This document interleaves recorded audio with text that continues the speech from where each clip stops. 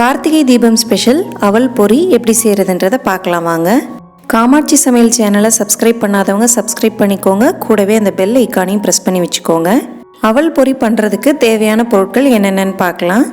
4 cup கெட்டி அவல், 1 cup வெல்லம், 1/4 கப் சின்ன சின்னதாக கட் பண்ண தேங்காய், 1/4 கப் பொட்டுக்கடலை, 1 டேபிள் ஸ்பூன் எள்ளு, 1 டீஸ்பூன் சுக்கு பொடி, 2 ஏலக்காய், 2 டேபிள் ஸ்பூன் எண்ணெய், 1 டேபிள் ஸ்பூன் நெய். வாணலியில் கொஞ்சமாக எண்ணெய் ஊற்றிட்டு 1/4 கப் அவல் சேர்த்து வறுத்துக்கோங்க.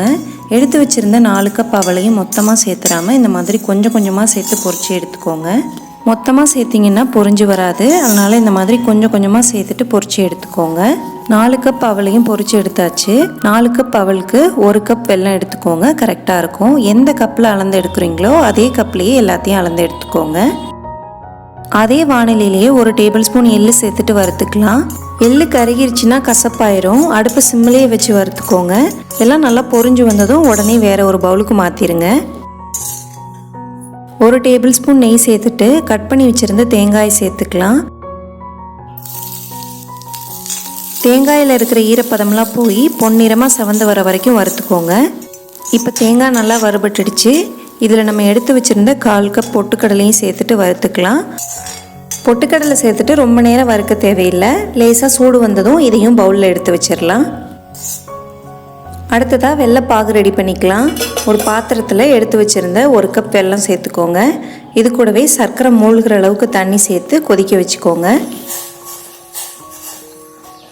வெல்லம்லாம் நல்லா கரைஞ்சிருச்சு. இதை இப்போ நம்ம வடிகட்டிக்கலாம்.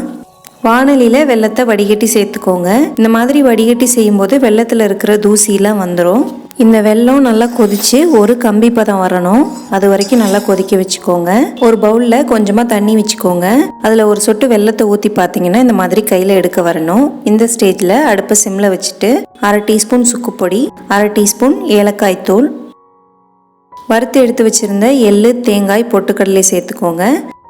கடைசியாக பொரியை சேர்த்துட்டு எல்லாத்தையும் நல்லா கலந்து விட்டுக்கோங்க. அடுப்பை சிம்மில் வச்சுட்டே கலந்துக்கோங்க. வெல்லம்லாம் இலக்கம் கொடுத்து ஈவனாக எல்லா பக்கமும் ஸ்ப்ரெட் ஆகும். சூடாக இருக்கும்போது ஒன்றோடு ஒன்று ஒட்டிகிட்டு இருக்க மாதிரி இருக்கும். நல்லா ஆறின பிறகு உதிரி உதிரியாக மொறுன்னு சூப்பராக இருக்கும். நல்லா கலந்ததுக்கப்புறம் அடுப்பை ஆஃப் பண்ணிவிட்டு வேற ஒரு பிளேட்டுக்கு மாற்றி வச்சுருங்க. அதுலேயே வச்சுருந்தீங்கன்னா இறுகின மாதிரி ஆகிடும். நீங்களும் உங்கள் வீட்டில் கார்த்திகை தீபத்துக்கு இந்த பொரியை செஞ்சு சாப்பிடுங்க.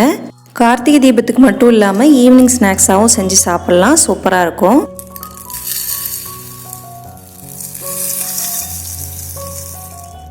அனைவருக்கும் இனிய கார்த்திகை தீப திருநாள் நல்வாழ்த்துக்கள். இந்த வீடியோ பிடிச்சிருந்தா லைக் பண்ணுங்கள், உங்கள் ஃப்ரெண்ட்ஸ் அண்ட் ஃபேமிலிக்கு ஷேர் பண்ணுங்கள். மறக்காமல் காமாட்சி சமையல் சேனலை சப்ஸ்கிரைப் பண்ணிக்கோங்க. கூடவே அந்த பெல் ஐக்கானையும் ப்ரெஸ் பண்ணி வச்சுக்கோங்க.